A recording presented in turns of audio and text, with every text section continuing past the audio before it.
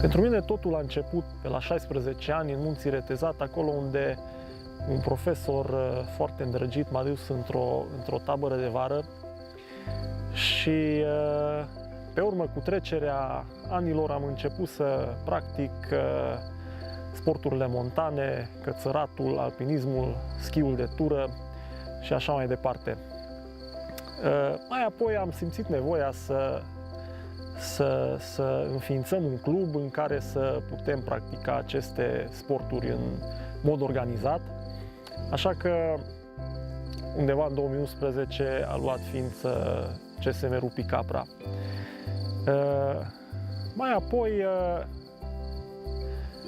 m-am gândit și am simțit din ce în ce mai tare că aș dori să transmit acea energie pozitivă pe care o acumulez la munte, practicând sporturile montane, acelor oameni care au nevoie de această energie pozitivă pentru a trece peste greutățile vieții.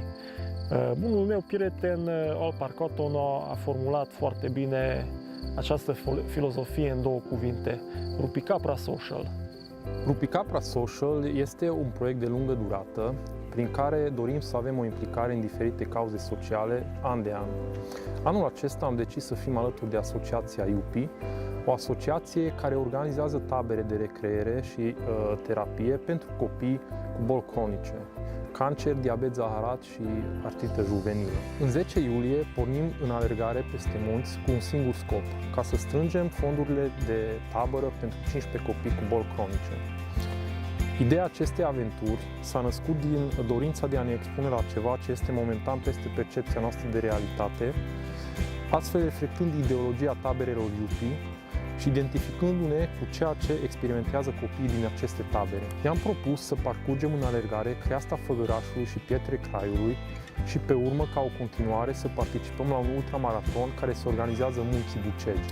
Vor fi 5 zile de alergare continuă peste crestele celor mai dificil munți de la noi din țară. Vom parcurge în total 210 km și peste 18.000 de metri diferență de nivel.